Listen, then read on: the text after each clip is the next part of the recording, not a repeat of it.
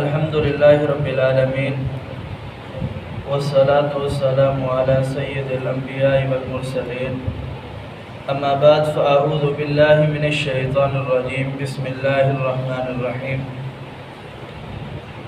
إن يمسسكم كره فقد مس القوم قرهم مثله تلك الأيام نداولها بين الناس وليعلم الله الذين آمنوا ويتخذ منكم شهداء والله لا يحب الظالمين إن يمسسكم كره فقد مس القوم قرها مثله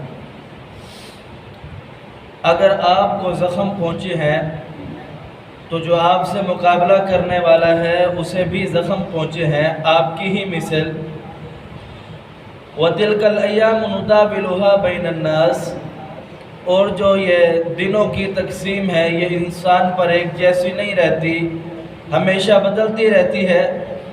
وَلِيَعْلَمَ اللَّهُ الَّذِينَ آمَنُوا اور اللہ رب العالمین اس چیز کو بھی جاننا چاہتا ہے کہ کون اللہ پر پختہ ایمان لے کر کے آیا ہے۔ وَيَتَّخِذَ مِنْكُمْ شُهَدَاءَ اور اللہ رب العالمین تم میں سے کچھ لوگوں کو شہداء کا مرتبہ بھی دینا چاہتا ہے۔ فَاللَّهُ لَا يُحِبُّ الظَّالِمِينَ اللہ رب العالمین ظالم قوم سے محبت نہیں کرتا۔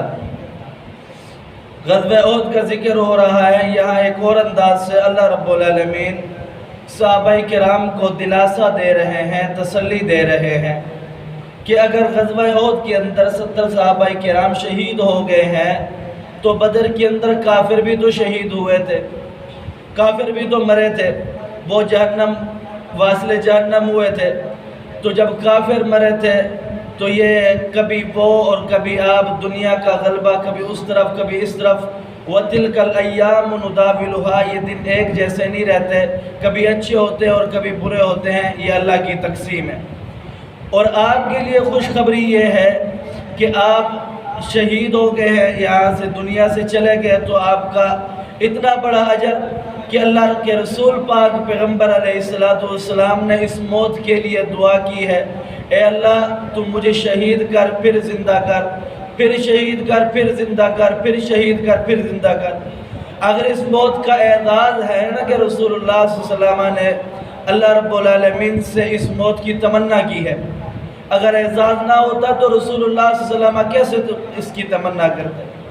تو اور کافر تو یہ ہے کہ مرے گا اس دنیا کے اندر بھی اس کے لیے رسوائی ہے اور قتل ہو کر کے جا رہا ہے، اور آخرت کے اندر اس کے لیے جہنم تیار کی گئی ہے۔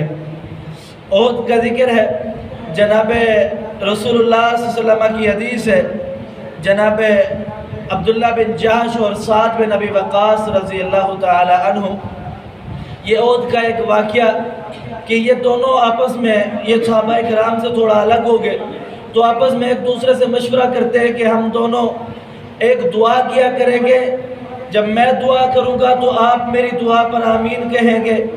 جناب سعد بن ابی وقاص رضی اللہ تعالی عنہ فرماتے ہیں اور جناب عبداللہ بن جحش رضی اللہ تعالی عنہ بیان فرماتے ہیں کہ جب میں دعا کروں گا آپ بھی میری دعا پر آمین کہیں گے۔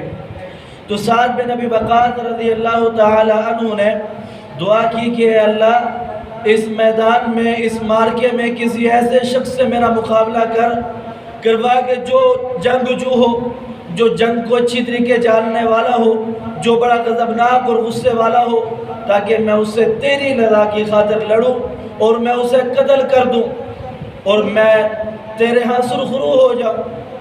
جناب عبداللہ بن جحش رضی اللہ تعالی عنہ نے آمین کہی تو عبداللہ بن جحش رضی اللہ تعالی عنہ نے دعا مانگی، اے اللہ مجھے بھی تو ایسے کسی ظالم اور اسی ایسے شخص سے مقابلہ کروا جو بڑا غضبناک ہو، غصے والا ہو، بڑا جنگجو ہو، اور پھر وہ مجھے قتل کر دے، میرے ناک کان کاٹ دے، اور پھر میں روز قیامت جب تیرے ہاں پیش ہو جاؤں تو تم مجھ سے سوال کر لے کہ یہ تیرے ناک کان کس نے کاٹے اور کیوں کاٹے گے؟ میں ربا تجھے کہوں کہ اللہ یہ صرف اور صرف تیری رضا کی خاطر کٹے ہیں، تیرے دین کو غالب کرنے کی خاطر کٹے ہیں۔ تو یہ واقعہ سعد بن ابی وقاص رضی اللہ تعالیٰ عنہ اپنے بیٹے کو سنا رہے ہیں کہ اے میرے بیٹے میری دعا سے زیادہ دعا عبداللہ بن جاش کی دعا اچھی تھی کہ عبداللہ بن جاش نے یہ دعا کی. پھر میں نے دیکھا میدان احد میں کہ ان کے ناک اور کان کو دھاگے کے اندر پرو کر کے لٹکایا ہوا تھا. تو اللہ رب العالمین مسلمانوں کو دلاسا دے رہے ہیں. وجہ یہ ہے کہ مسلمانوں کے ساتھ غزوہ احد کے اندر کافروں نے بڑا ظلم کیا. جناب حمزہ رضی اللہ تعالیٰ عنہ آپ علیہ السلام کے چچا جان، ان کے کلیجے کو چیرا، ان کے سینے کو چاک کر دیا گیا، ان کے کلیجے کو چبایا گیا.